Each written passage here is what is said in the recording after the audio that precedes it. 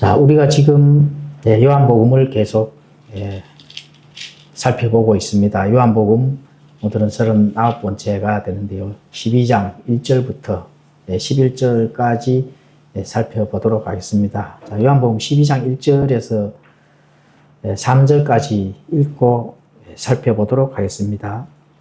그 뒤에 예수님께서 유월절 엿새 전에 베다니로 가셨는데 거기에는 전에 죽었으나 그분께서 죽은 자들로부터 일으키신 나사로가 있더라.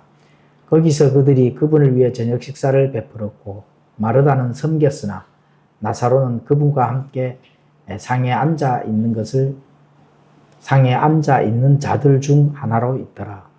그때에 마리아가 매우 값진 나들이 향유 한 근을 가져다가 예수님 발에 붓고 자기 머리털로 그분의 발을 닦으니 향유 냄새가 집에 가득하더라.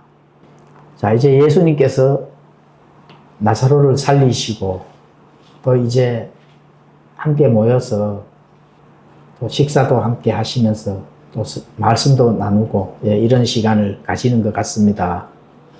그리고 이제 유월절 엿새 전에 베다니로 가셨다. 자, 유월절기가 되면 어떻게 될까요? 예수님께서 십자가에 달리셔서 또 하나님께서 명령하신 그 명령들을 지킬 그런 날짜가 이제 다가오는 거죠. 자, 그러면은 여기서 등장하는 인물이 당연히 나사로가 등장하고 또 마리아가 등장하고 마르다가 등장합니다.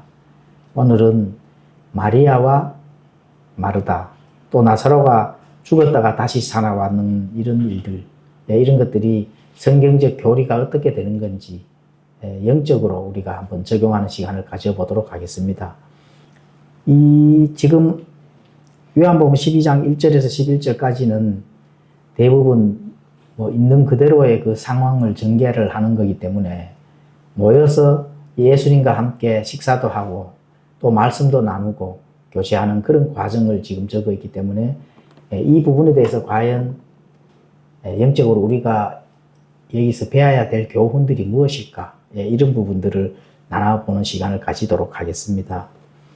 자, 그러면은 예수님께서 이렇게 함께 식사도 하고 또 말씀도 나누는데 그 앞에는 그 예수님의 발 앞에는 전에는 죽었으나 그분께서 죽은 자들로부터 일으키신 누구죠? 나사로가 함께 있는 겁니다. 그 전에는 죽었으나 그분께서 죽은 자들로부터 일으키신 나사로. 이런 부분들을 살펴보건데 여기서 등장하는 어휘가 죽은 자입니다. 죽은 자. 죽었다 하는 것은 우리가 늘 공부를 하는 그 어휘인데 사망이라 하죠. 성경에서 사망은 어떻게 가르치는지 우리가 공부를 많이 해왔습니다. 자, 로마서 6장 23절에 가보시면은 죄의 삭은 사망이다. 이런 말씀을 합니다. 우리가 사망 가운데 놓여 있는 것은 죄 때문에 놓여 있습니다. 죄가 아니라면 사망할 이유가 전혀 없죠. 그래서 사람이 태어나기도 전에 이미 죄 가운데 있다 하는 사실을 인지를 해야 됩니다. 그래서 누구든지 태어나는 것은 있어도 다시 죽습니다. 죽는 이유가 바로 죄 때문에 죽는다. 이렇게 볼 수가 있습니다. 자, 그럼 여기서 우리가 죽음에 대한 부분들 늘 공부를 해 오기 때문에 깊게 하지는 않지만 자, 여기서 나사로에 관련된 부분들을 한번 살펴보도록 하겠습니다. 자, 나사로는 4가지로 이 죽음에 대한 부분들을 적용해 볼 수가 있습니다. 자, 첫째는 육신은 나사로가 살았을까요? 죽었을까요? 죽었지만 다시 살아났습니다. 그런데 이 4가지 중에 자, 육신은 살았으나 영적으로는 죽은 자들이 있다는 겁니다. 자, 이 4가지 중에 과연 나사로가 몇 번째에 속하는지 그리고 나는 몇 번째에 속하는 건지 이걸 한번 잘 고민을 해보시면 좋겠습니다. 자, 방금 언급한 대로 육신은 살았으나 영적으로 죽은 자. 자, 2번째는 육신은 죽었으나 영적으로 살아있는 자가 있습니다. 자, 3번째는 육신도 살았고 영적으로 살아있는 자가 있죠. 자, 4번째는 육신도 죽고 영적으로 죽은 자가 있습니다. 자, 첫 번째는 육신은 살았으나 영적으로 죽은 자는 이게 본성에 속한 자거든요. 육신은 살아있는데 영적으로 죽었기 때문에 이 사람은 본능적으로만 행동하는 그런 자에 속한 자가 되겠습니다. 자, 두 번째는 육신은 죽었으나 영적으로 살아있는 자. 이거는 영에 속한 자입니다. 우리가 다 이 영에 속한 자가 돼야 되겠죠. 세 번째는 육신도 살았고 영적으로 살아있는 자. 이거는 어디에 속할까요? 육신도 살아있고 영적으로도 살아있네. 이거는 어디에 속할까요? 이거는 육신에 속한 자입니다. 육신에 속한 자. 이거 빨리 깨달아야 됩니다. 어려우면 안 됩니다. 육신도 죽고 영적으로 죽은 자는 그럼 어디에 속할까요? 이거는 소속이 없는 자. 뭐 소속이 없다 하면 당연히 아시죠? 하나님과 분리된 자. 이렇게 이제 보시면 되는 겁니다. 자, 1번에서 4번까지 선택을 하셨다면은 나는 어디에 속할까? 영적으로는 육신은 죽었으나 영적으로 살아있는 자. 이렇게 돼야 됩니다. 근데 물론 우리는 육신은 살아있잖아요. 그렇죠? 그런데 우리가 육신이 죽었다는 걸로 가정해서 살아야 되는 겁니다. 그래 육신에 속한 자가 되면 안 된다는 거죠. 반드시 올 100% 영에 속한 자가 되어야 된다. 나는 반은 육신의 세상을 바라보고 반은 하나님도 붙들고 이거는 있을 수가 없다. 이해가시죠? 그래서 100% 영에 속한 자가 되어야 된다. 그럼 왜 육신에 속하고 영에 속하고 이렇게 양다리 걸치면 안 될까요? 그건 예수님과 함께 십자가에서 죽은 자가 아니기 때문에 그렇습니다. 이해가시죠? 예수님과 함께 내 육신이 십자가에서 죽었다면은 자신의 육신은 없는 거예요. 100% 영에 속한 자가 돼야 된다. 이렇게 보시면 되는 겁니다. 자, 그러면 예수님께서 자, 어떤 정답을 주실까? 당연히 두 번째죠. 두 번째. 자, 그러면 나사로는 몇 번에 속할까요? 나사로도 뭐 어차피 두 번째 속한 겁니다. 왜냐면은 나사로는 부활한 것이 아니라 소생을 한 거죠. 다시 육신이 죽어야 되거든요. 육신이 죽어야 되기 때문에 앞으로 예수님이 십자가에서 지금 못 박히기 전이기 때문에 못 박힐 때 함께 육신도 어차피 못을 박혀서 육신을 죽여야 되는 그런 사람에 속해져 있다. 이렇게 보시면 되는 겁니다. 자, 이건 이제 나사로에 대한 이야기고, 자, 구원을 받지 못했다면은 전능하신 하나님의 눈앞에서는 이미 죽은 자입니다. 그렇죠. 그러면 구원받았다면은 전능하신 하나님 눈앞에서는 내가 죽어도 살아있는 자라는 겁니다. 살아있다면은 영원히 죽지 않는 것. 그 위치에 속해져 있는 자가 살아있는 자, 영에 속한 자다. 이렇게 이제 보시면 되는 거죠. 자, 나사로가 이미 죽었을 때 다시 살아나서 완전히 구원받은 증거가 뭘까요? 나사로가 죽어서 이미 나흘이나 지나서 썩은 냄새가 날 정도로 실제로 죽었거든요. 죽었는데 그 나사로가 다시 예수님께서 살리셨잖아요. 그럼 구원받은 증거가 뭘까요? 하나님의 말씀을 듣고 그 반응을 했다 하는 거예요. 그게 중요한 겁니다. 하나님의 말씀이 나사로 안에 들어가서 나사로를 살리셨다는 거예요. 그래서 사망에서 생명으로 옮겨졌다, 나사로는. 이렇게 보면 되는 거거든요. 그래서 결국 나사로는 하나님의 말씀으로 다시 살아났다. 이렇게 보시면 되는 거죠. 그럼 누가 살렸다고요? 하나님의 말씀이 살렸다는 겁니다. 우리가 구원을 어떻게 받아요? 하나님의 말씀으로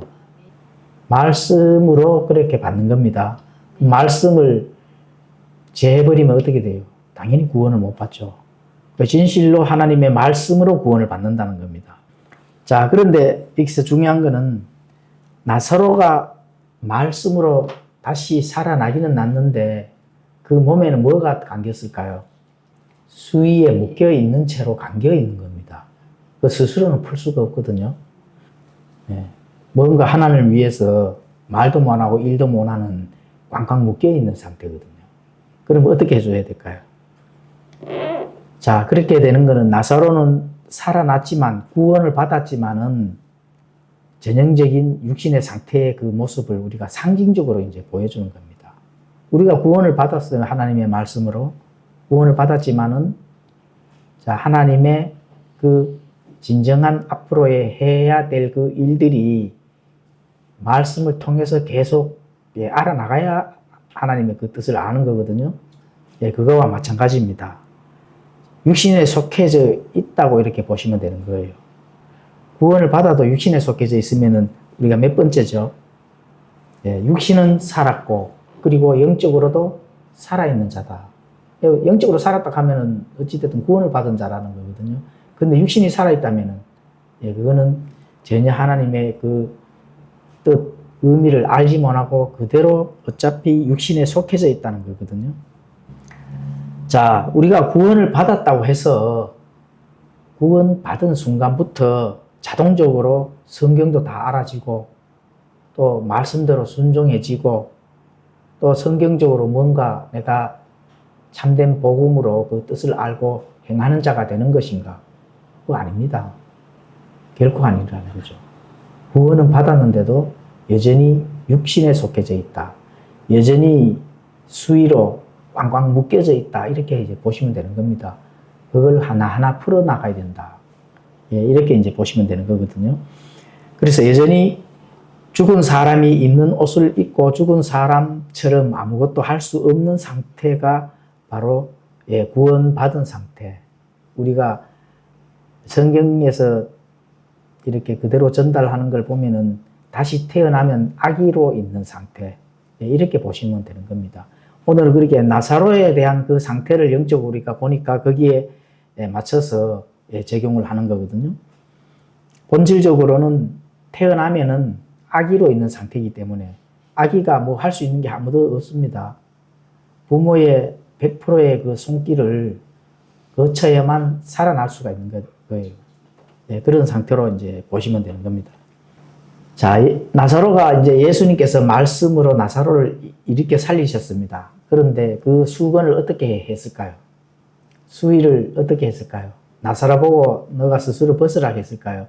아니잖아요. 주위의 동료들에게 수의를 이제 벗겨주라. 이렇게 이제 명령을 합니다. 그리고 그 수의를 벗겨서 풀어서 다니도록 하라. 이렇게 명령을 하잖아요. 그렇죠? 그러면 누가 필요해요? 주위에 동료가 필요하다는 겁니다. 그 주위의 동료. 동료가 없다면은 절대로 풀 수 있어요, 없어요? 못 풉니다. 그게 중요한 겁니다. 내가 구원을 받았는데 주위에 동료가 필요한 사람들이 반드시 필요하다. 그게 바로 교회의 그 말씀을 듣고 읽고 교제하고 나누는 그 전형적인 형태입니다. 내 혼자서 신앙생활을 한다면은 과연 내 스스로의 그 수위, 내 스스로의 나사로가 꽉꽉 묶여있는 걸 풀 수 있을까요? 못 푸는 겁니다. 지금 그런 방향으로 지금 예수님께서 우리에게 전달하는 그 속뜻이 바로 있는 겁니다. 몸을 감싸고 있는 수위를 벗겨줄 바로 동료 그리스도인들이 필요한 거다. 그래서 교회에 모이는 겁니다. 예수님을 위해 말하고 듣고 보고 생각하는 사람이 나의 감싸고 있는 이 수위, 꽉꽉 묶여서 아무것도 할 수 없는 육신적인 사람을 성장시키고 풀어주고 또 하나님의 뜻과 일치되도록 이끌어주는 게 바로 어디에 있다고요? 교회 안에 있는 겁니다. 그래서 교회에 모이는 거라고요. 성경 공부를 하고 설교를 듣고 그렇죠. 형제자매와 교제를 나누고 그리고 주님을 섬기는 것. 이 가운데서 성장을 한다. 그것이 하나님과 계산을 만회하고 기쁨을 나눌 수 있는 첫 번째 방법이거든요. 여러 가지 방법 중에 그것만 다 방법이 아니라 그게 여러 가지 방법 중에 하나다. 이렇게 이제 보시면 되는 겁니다. 예수님께서 생명을 주셨지만 나사로의 수위를 벗겨준 것은 주님의 말씀을 실행한 나사로 주변에 있던 바로 사람들이다. 나사로를 벗겨준 것은 주변에 있던 사람들이 그 나사로의 수위를 벗겨주었다. 이렇게 이제 보시면 되는 겁니다. 만약에 어떤 교회에 구원받은 자가 하나님을 말씀을 통해 구원을 받았는데 교회에 속하지 않거나 참여하지 않거나 이렇게 된다 하면은 내게 육신에 쌓여진 많은 부분들을 어떻게 돼요? 벗겨질 수가 없게 되는 거죠. 그렇기 때문에 육신의 상태로 그대로 남아있는 거거든요. 그게 육신에 속한 자인데 어찌됐든 하나님의 말씀으로 구원을 받았기 때문에 육신에 속한 구원받은 자다. 이렇게 이제 보시면 되는 겁니다. 자, 구원받기 위해서는 오직 예수 그리스도 한 분이면은 됩니다. 예수님의 말씀만으로 구원을 받는 겁니다. 그런데 영적으로 성장해 나가기 위해서는 바로 교회가 필요한 거죠. 교회. 그래 모여서 치고받고 그 성장하는 그 과정이 필요하다. 이렇게 이제 볼 수가 있습니다. 그렇게 되는 부분들을 예수님께서 우리에게 전달해 주시기 위해서 그렇죠. 2절에 보면은 그분을 위해 저녁 식사를 베풀었고 마르다는 섬겼다. 이런 부분들이 나오잖아요. 그렇죠. 나사로는 그분과 함께 상에 앉아 있는 자들 중 하나로 여겼더라. 마르다는 열심히 행위로 섬기고 또 나사로는 예수님의 발 앞에서 예수님의 말씀을 듣기 위해서 또 앉아 있는 겁니다. 이렇게 섬기는 것과 또 앉아서 말씀을 듣는 이 전형적인 이제 교회의 모습을 보여주는 거죠. 그래서 혼자서 수위를 벗을 수 있는 사람이 이제 없는 것처럼 혼자서 영적으로 성장할 수 있는 사람도 없다. 혼자서 뭐 나는 집에서 말씀을 듣고 성장할 수 있고 많이 알 수 있어. 이거는 있을 수가 없는 일입니다. 그래서 그렇게 되면은 자기 자신 하나만 알고 있는 거지 뭔가 이렇게 성장할 수 있는 그게 아닙니다. 이미 성경도 많이 알고 또 기도하는 여러 가지 이런 일들도 발생되는 것도 알고 또 복음을 전하고 하는 그런 부분들도 알고 또 하나님과 함께 섬기는 부분들도 알고 이렇게 교제를 나누는 방법을 많이 아는 사람들과 더불어 거기에 도움을 받는 것이 좋다. 그것이 바로 하나님의 관계에서 영적으로 성장하는 그 하나의 방법이다. 이렇게 이제 볼 수가 있는 겁니다. 자, 예수님을 찬양하고 성경 공부를 하는 것도 좋은데 예수님을 위해서 뭔가 내가 이제 성장하는 가운데서 고민을 하고 또 해야 되는 그런 부분들을 생각하지 아니하고 예수님을 위해 일하고 싶지 않다는 사람들도 사실 많습니다. 그러니까 전형적으로 어떤 사람들일까요? 듣기만 하는 자들입니다. 저는 항상 많이 강조를 하는 부분이 야고보서에 보면 그렇게 기록이 되어 있거든요. 듣기만 하는 자는 자신을 속이는 거다. 이게 굉장히 우리 고민을 많이 해봐야 됩니다. 듣기만 하면 안 된다는 거예요. 교제도 하고 전투력을 가지고 싸울 수 있는 그런 부분들이 있어야 된다. 이렇게 알 수가 있습니다. 예수님을 위해 어떤 것은 포기할 수 있지만 모든 것을 포기할 수 없다고 하는 사람들도 있습니다. 예수님을 위해서 내가 이 정도는 할 수 있는데 그래도 뭐 내가 가진 거 내가 또 예수님을 위해서 굳이 해야 될 일이 있겠나 이렇게 양다리 걸치는 분들이 있습니다. 그것도 하나님하고는 아무 관련이 없다. 왜냐하면 완전히 나사로가 다시 살아나서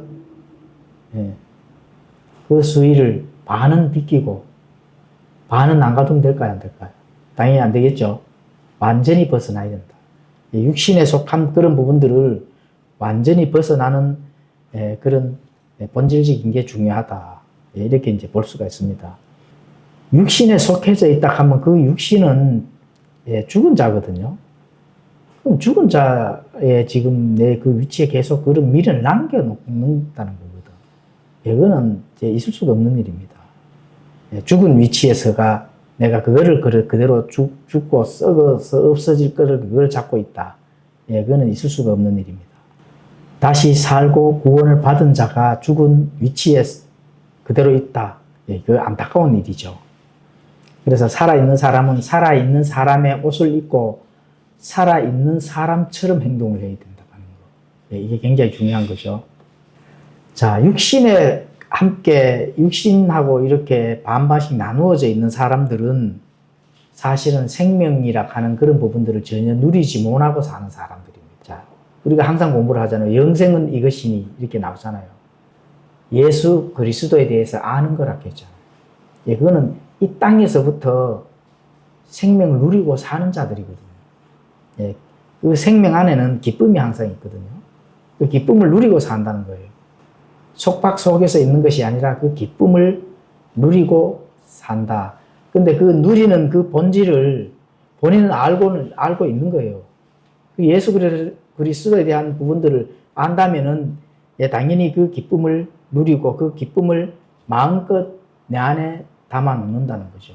그 자루가 터질 정도로 그렇게 살아나가는 사람이 돼야 된다. 그런데 반반씩 나누어져 있으면은 들으면은 기뻤다가 또 육신에 속해서 세상을 바라보면은 또 고통이 또 이렇게 있는 거죠. 자, 나사로는 그분과 함께 상에 앉아 있는 자들 중 하나로 있더라. 예수님과 함께 상에 앉아 교제를 나누는 나사로의 모습을 통해 영적인 사람의 그 상태를 이제 알 수가 있는 거죠. 자, 이 영적인 사람은 말씀에 갈급한 그런 것들이 있기 때문에 예수님 발밑에 그냥 있을 수밖에 없습니다. 그게 바로 영적인 사람의 전형적인 모습입니다. 그리고 예수님과 함께 친밀하게 교제를 나누고 싶어 한다. 이런 부분들. 그리고 예수님께서 나에게 영원한 생명을 주셨다 하는 걸 인지를 하고 있는 사람이다. 그러면 예수님을 떠나고 살 수가 없습니다. 그렇죠. 그러니까 발밑에 있다 하는 거는 예수님을 떠나서는 살 수가 없다 하는 것을 인지를 하고 있다 하는 거. 그렇죠. 예수님은 생명이거든요. 생명을 버리다 하는 건 있을 수가 없는 일이잖아요. 그거를 인지를 하고 있다 하는 거죠. 자, 그래서 구원은 받았지만 예수님의 무리와 함께 하기를 원하지 않는 사람도 있고 또 자신의 무리에 예수님을 모시기를 원치도 않는 사람도 있다. 그렇죠. 항상 내가 세상에서 사람들 무리 속에 있는데 그 안에서 먹고 마시고 사고 팔고 하는 거기에만 있는 건지 내가 어떤 무리에 속해져 있어도 그 중심에 예수님이 계시는 건지 어떤 무리에 속해져 있어도 예수님을 모시고 함께 그것을 나누는 것을 싫어하는 자들이 있다는 거예요. 전형적인 부끄러운 모습을 가지고 있는 자죠. 자, 사람들과 몇 시간이나 수다를 떨 수 있어도 주님과는 단 한 시간의 교제도 나눌 수 없다면은 영적인 사람이 아니다. 커피숍에 레스토랑에 많은 친구들과 더불어 수다 떨고 노는 시간은 몇 시간 해도 즐거워요. 그런데 예수님과 단 한 시간의 그 교제를 나누기는 싫어해. 영적인 사람이 아니죠. 그렇죠. 그래서 이런 나사로를 통해 이 본성의 사람, 육신적인 사람, 영적인 사람, 이 세 모습을 우리가 지금 공부를 하고 있는 겁니다. 내가 육신에 속해져 있는지, 영적으로 속해져 있는지, 그렇죠. 아니면은 내 정말 그냥 본성에만 있는 건지, 본성만 있다고 하면 당연히 뭐 하나님과 전혀 상관없는 구원을 못 받은 자들이잖아요. 그런 자들은 어디에 모여 있어도 내 육신의 즐거운 안위 이런 거에서는 5시간, 10시간을 떠들어도 재미가 있어요. 그런데 예수님과의 그 단 1시간 교제도 할 수 없는 그런 자다. 그러다면은 뭐 이미 상황이 끝난 거죠. 영적인 사람이 아니니까. 그렇죠. 자, 그때 마리아가 매우 값진 나들이 향유 한 근을 가져다가 예수님 발에 붓고 자기 머리털로 그분의 발을 닦으니 향유 냄새가 집에 가득하더라. 자, 이 말씀은 성도님도 뭐 늘 많이 아는 그런 대목이죠. 마리아가 평생을 모은 향유 한 근을 예수님의 자기 머리털로 예수님의 발을 닦아주는 그 모든 것을 예수님에게 갖다 바쳤다는 겁니다. 예, 그렇죠. 예, 나들이 향유 한 거는, 자, 하루 품삯을 평생을 벌은 돈이거든요. 예, 평생. 예, 이 벌은 돈을 예수님의 그냥 발을 닦기 위해서 쏟아부었다는 겁니다. 예, 그렇죠.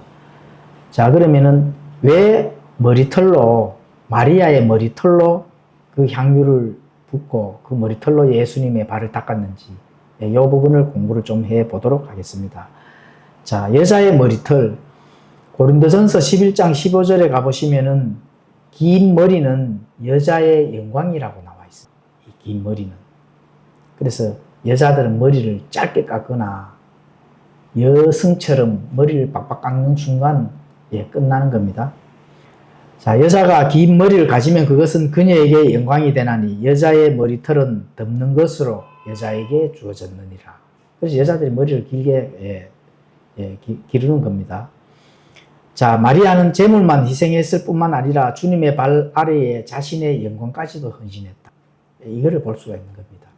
내가 가지고 있는 그 머리털, 그러니까 자존심을 꺾었다는 거거든요. 여자의 자존심. 그렇죠. 그래서 이 여자의 그 자존심은 사실 하나님께서 이 긴 머리를 줌으로 인해서 자신이 나타낼 수 있는 영광이라고 이렇게 기록을 하기 때문에 그 자존심, 영광을 자신이 모은 그 평생의 그 향유를 붓고 그거를 예수님에게 드렸다. 본성에 속한 사람이나 육신에 속한 사람은 주님을 위해서 자신을 절대로 희생 안 합니다. 본성에 속한 사람 또는 육신에 속한 사람, 절대로 희생을 안 하죠. 그런데 마리아는 하나님께서 자신에게 주신 영광으로 주님의 발을 닦았다. 이렇게 이제 보시는 겁니다. 그래서 오직 영적인 사람만 예수님을 위해 희생을 한다. 그렇게 이제 우리가 보면 됩니다.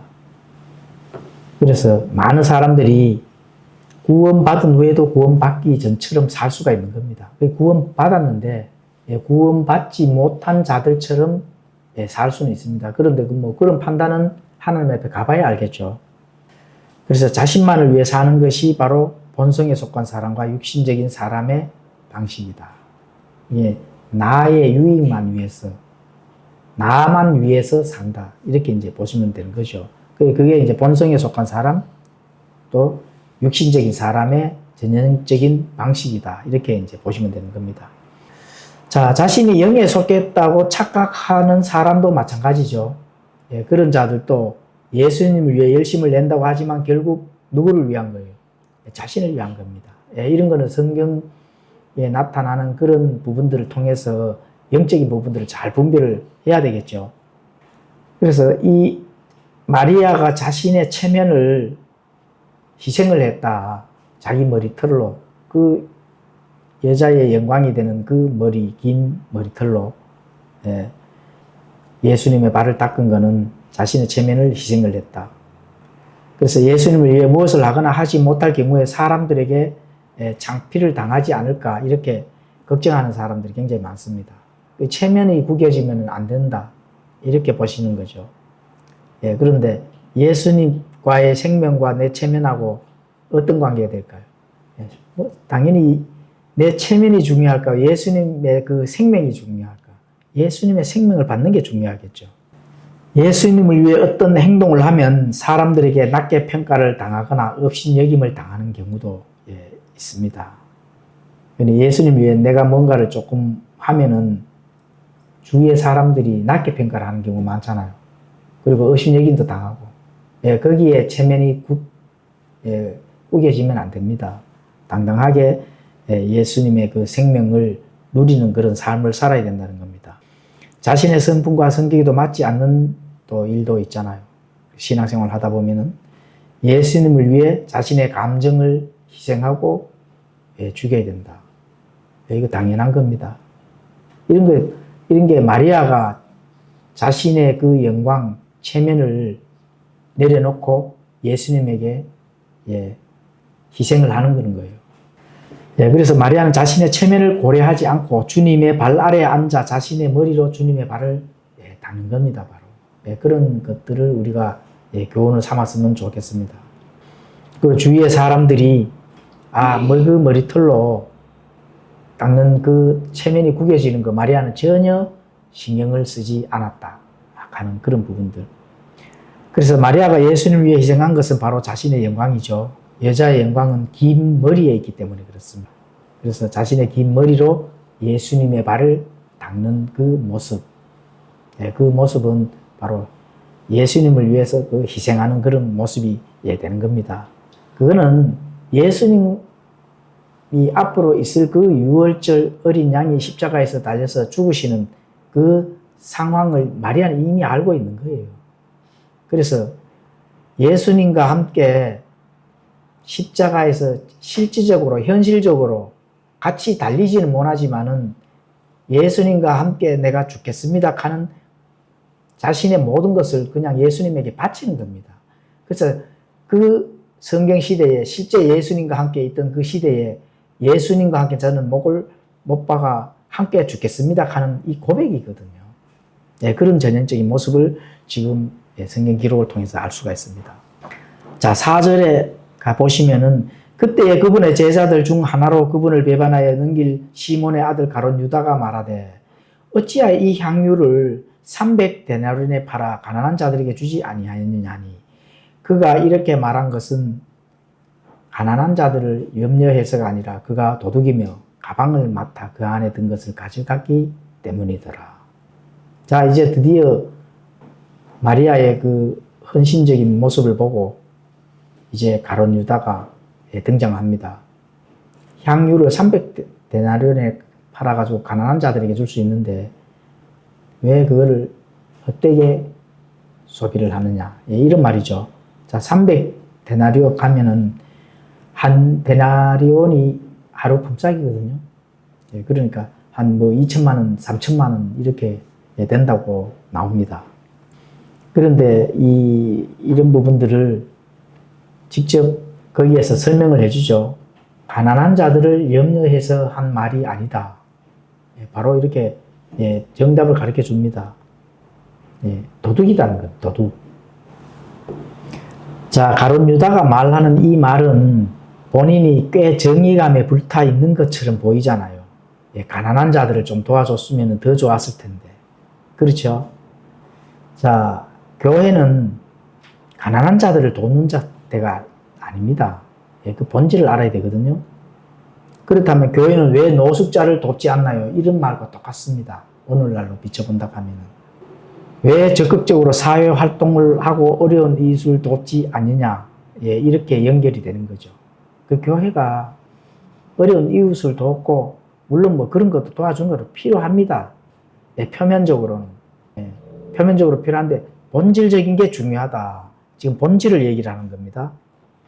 어려운 사람들을 돕는 것은 선한 일이 되겠죠. 그런데 교회가 해야 할 일이 아니라 하는 거. 교회는 교회만이 할 수 있는 일이 있습니다. 교회에게 주어진 일을 해야 된다고 하는 겁니다. 그런 부분이 중요한 겁니다. 자, 도둑이며 가방을 맡아 그 안에 든 것을 가져갔기 때문에 본인이 그 돈을 맡아서, 그렇죠? 돈을 맡아서 격리의 임무를 띠고 있으니까 돈에 집착을 하는 겁니다. 다시 말하면. 그리고 그 돈이 자신이 이렇게 저렇게 해서 착복도 하고, 도둑이라고 표현했으니 착복할 거 아닙니까? 그죠? 그래서 돈이 주님을 위해서, 예수님을 위해서 사용하는 것이 지금 붕괴를 하고 있다 하는 그런 부분을 알 수가 있습니다. 자, 그래서 여기서 가난한 자들 돕는 첫 번째 방법이 뭘까? 이 부분들을 한번 살펴보겠습니다. 자, 가난한 자들이 영원한 질병 또는 아픔, 눈물, 굶주림, 고통 없이 행복하게 살 수 있도록 뭐를 해야 된다고요? 그들에게 복음을 전해야 됩니다. 그게 중요한 겁니다.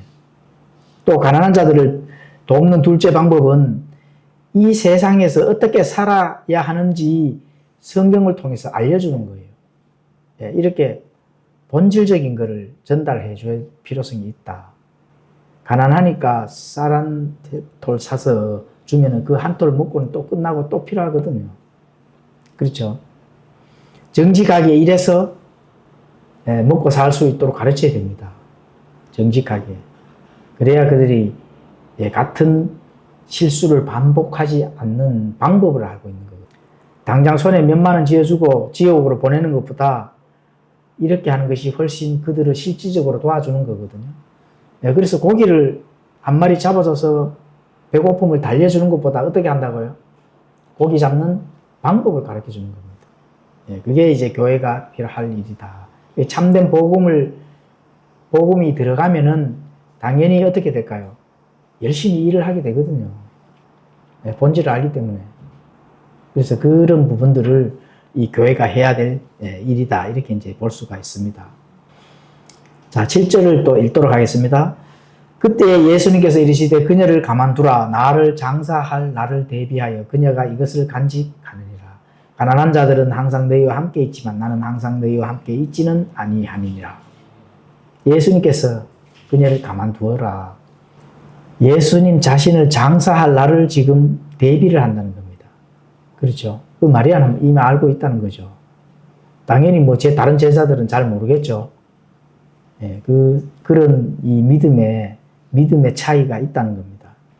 그리고 가난한 자들은 항상 너희와 함께 있는데 나는 항상 너희와 함께 있지 아니한다.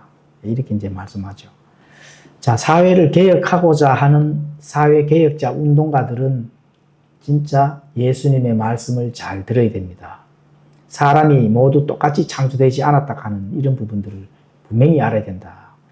그리고 공평하게 태어나지도 않았어요. 모든 사람이 공평하게 태어나지 않았다는 것이 중요한 겁니다. 뭘까요?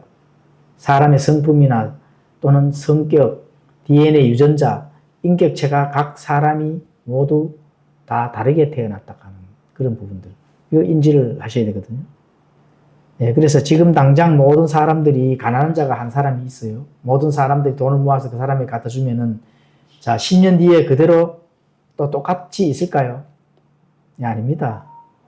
10년 뒤에는 또 가난한 자로 분명히 변모가 해가 있다고 합니다. 왜 그럴까요? 다 다르기 때문에 그렇습니다. 생각이 다르고 성품이 다르고 성격이 다르고 유전자까지도 다른 게 하나님께서 창조한 결과이거든요. 다 똑같은 돈을 줘도 다 유흥비, 술 이런 데 다 흥청만서 다 써버리겠죠, 당연히. 자, 그래서 가난한 자들 항상 너희와 함께 있지만 나는 항상 너희와 함께 있지 아니한다. 그렇죠. 천년왕국 때는 예수님께서 세상을 직접 이렇게 통치합니다. 그런데 그때도 가난한 자가 있다고 하는 거예요. 그때도 가난한 자가 있습니다. 천년왕국 안에서도. 그래서 하나님은 철저하게 심은 대로 거두는 자본주의 질서를 우리에게 가르치는 겁니다. 가난한 자도 있고 부자도 있고 머리가 좋은 자도 있고 나쁜 자도 있고 그 유전자를 다 똑같이 만들면은 그 기계지 인간이 아니죠. 그래서 이 지구상에 운영되는 경제체제는 부자와 가난한 자가 있도록 하나님께서 그렇게 질서를 만드셨다고 하는 거예요. 그렇죠? 그래서 우리의 인생 여정은 하나님께서 내게 준 달란트를 하나님을 위해서 또 예수님을 위해서 사용을 할 수 있도록 하나님께서 그래서 골고루 그런 부분들을 창조를 하셨다. 이렇게 볼 수가 있습니다. 그리고 또 우리가 성경을 늘 공부하는 거 사람은 이 세상의 가난을 없앨 수 없다 하는 거. 그럼 누가 할 수 있어요? 예수님은 할 수 있는 겁니다. 가난, 불공평, 평화 이런 것들은 사람은 할 수가 전혀 없습니다. 그런데 누가 하려까? 공산주의, 사회주의를 하고자 하는 이유가 바로 거기에 있는 거거든요. 똑같이 평등하게 공평하게 나누자는 거잖아요. 그 있을 수가 없는 일이죠. 자, 사람이 이 세상에 평화를 가져올 수 있을까요? 평화를 가져올 수 없다. 내 이웃을 사랑하지도 않습니다, 사실은. 또 인종 문제 해결하지도 않습니다. 가면 갈수록 더 각박한 그런 세상이 된다. 이렇게 볼 수 있는 겁니다. 그런데 중요한 거는 답이 없는 건 아니죠. 모두 다 각자의 달란트로 주님을 섬기면 되는 거거든요. 예수님을 섬기면 되는 겁니다. 우리가 가진 것을 예수님을 섬기면은 그거는 공평한 거가 되는 거다. 하나님께서 정말 멋지게 공평하게 만들어 놨거든요. 내가 가진 이 작지만은 하나님 앞에 섬기면은 그 섬기는 것이 하나님 보시기에는 크게 자기 받은 달란트를 섬기든지 작은 걸로 섬기든지 하나님 보시기에는 어떻게 돼요? 예, 똑같은 겁니다. 예, 그런 것들을 하나님께서는 공평하게 주셨다. 섬기는 것을 공평하게 주셨다. 예, 경제적인 것은 절대로 공평한 게 없습니다. 망가진 가정의 해결책이 뭘까요? 예수님이죠. 범죄의 해결책도 예수님. 예수님께서 판단을 하시고 예, 심판을 하시기 때문에 그렇습니다. 또 폭력의 해결책도 뭘까요? 예수님을 알아야 됩니다. 전쟁의 해결책이 뭘까요? 예수님을 알아야 되는 겁니다. 그래야 전쟁이 없는 겁니다. 그래서 결국 모든 문제를 해결할 수 있는 유일책은 누가 될까요? 예수님이 되는 겁니다. 예수님이 철장으로 이 천년왕국을 왜 철장으로 다스릴까요? 그렇죠. 다 가지각색의 사람들이 이 지구 위에서 살고 있기 때문에 그렇습니다. 그래서 이 세상 문제는 예수님 없이는 인간이 해결할 수 있는 것은 하나도 없다. 이렇게 이제 보시면 되는 겁니다. 자, 9절을 읽도록 하겠습니다. 그러므로 유대인들 중에 많은 사람들이 그분께서 거기 계신다는 것을 알고 오니 이것은 예수님 때문만이 아니요 그분께서 죽은 자들로부터 일으키신 나사로도 보려 함이더라. 그러나 수제사장들이 나사로도 죽이려고 협의하였으니 이는 그로 인해 유대인들 중에 많은 자들이 가서 예수님을 믿었기 때문이더라. 자, 모든 해결책이 예수님으로 통하니까 어떻게 돼요? 유대인들 중에 많은 자들이 예수님을 당연히 믿는 현상이 생기죠. 자, 그런데 이 종교 지도자들, 바리새인들, 사두개인들, 사내들인 공회에 이 높아져 있는 자들은 어떻게 돼요? 누구까지 죽이려고 거예요?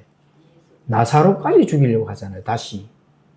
예수님과 함께 그냥 한몫에 없애려고 하는 겁니다.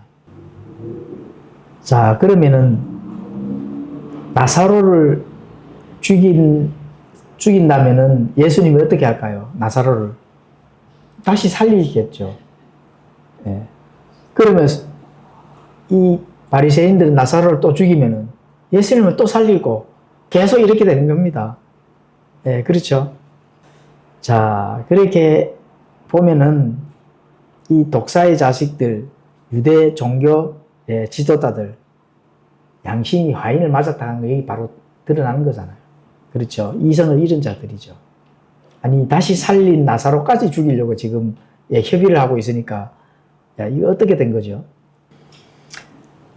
자, 우리가 지금까지 이제 이 나사로, 마리아, 그렇죠. 또 마르다, 이런 새 등장하는 인물을 가지고 영적으로 한번 적용을 해봤습니다. 자, 그러면 인간의 가장 중요한 건 뭐죠? 내 자신의 혼입니다. 혼. 혼이 진정으로 예수님의 생명을 받는 게 중요한 거거든요. 그리고 혼의 문제를 이렇게 해결이 되면은 성장하고 예수님을 바르게 섬기는 게 중요하다. 바르게 섬기는 거. 이게 이제 지금 이 대목에서 우리가 알 수 있는 게 바로 거기에 있는 겁니다. 그리고 예수님을 먼저 내가 어떤 자리에 있든 예수님을 첫째 자리에 두어야 된다고 하는 거. 이게 중요한 거죠. 왜냐하면 내가 예수님의 생명을 내가 받았기 때문에 그렇거든요. 자, 생명의 주인은 예수님인데 예수님이 나를 살렸어요. 그런데 항상 예수님은 이렇게 옆에 제껴놓거든요. 왜 그럴까요? 이해가 안 되죠. 자, 죽어서 지옥에 가면 이 세상에서 모든 문제를 해결했다 해도 아무 소용이 있을까요? 없을까요? 당연히 없죠. 내 혼의 문제를 해결하지 아니하고 이 세상의 많은 문제들을 해결을 해. 이건 아무 소용이 없다는 겁니다. 먼저 내 혼의 문제를 해결해야 된다. 사람들이 인정하든 인정하지 않든 모두에게 가장 필요한 것은 뭘까요? 누가 필요해요? 예수님이 필요한 겁니다. 먼저 예수님이 필요하다는 거예요. 그러면 그 예수님을 통해서 내가 생명을 받게 되면은 내 혼의 문제가 해결이 되잖아요. 내 혼의 문제가 해결이 된다면은 나머지는 다 해결이 되는 겁니다. 내 혼의 문제가 해결이 되면 나머지 문제가 될 게 뭐 있어요? 죽어도 살겠고, 살아있는 자는 죽지 아니하잖아요. 그 문제가 해결이 되는데 세상에 어떤 문제가 해결이 안 될 게 어디 있어요. 그래서 섬긴다 하는 거는 예수님을 위해서 내가 가진 모든 것들을 하나님께서 내게 주신 시간, 여러 가지 달란트들, 이걸 먼저 사용해야 되는 게 누구한테 사용해야 돼요? 예수님을 위해서 사용을 해서 낭비를 해야 된다. 투자를 해야 된다. 투자. 오늘 오후에 성경 공부하는 거, 이 자유와 자본에 대해서 공부를 할 거거든요. 하나님은 철저한 자본주의 국가이기 때문에, 자본주의 그 질서이기 때문에, 투자와 이익을 당연하게 하나님께서 가르친 겁니다. 그 부분이, 그 경제 질서가, 이 경제학이 어디서 나왔느냐? 그 하나님에서 나온 겁니다. 하나님에게서. 인간이 머리가 좋아서 만들어낸 게 절대 아닙니다.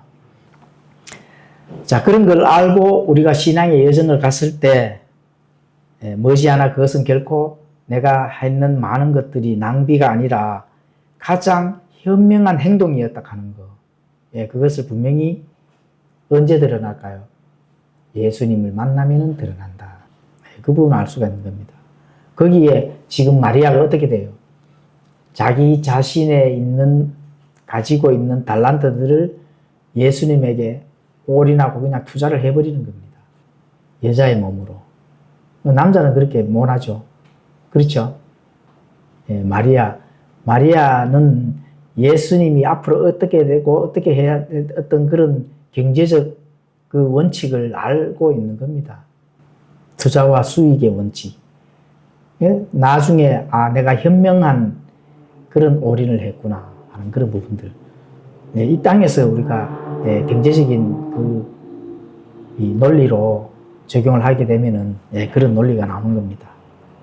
그래서 우리가 신앙의 여정을 갈 때 반드시 하나님이 어떤 원리로 우리에게 접근해서 가르치는지 이런 것들을 고민을 잘 하면서 신앙생활을 한다면은 반드시 내가 신앙생활을 한 것이 결코 헛된 소비가 아니라 헛된 낭비가 아니라 현명한 행동이었다 하는 그런 부분들을 나중에 되면 당연히 알게 될 것이다. 이렇게 알 수가 있습니다. 기도하고 마치겠습니다.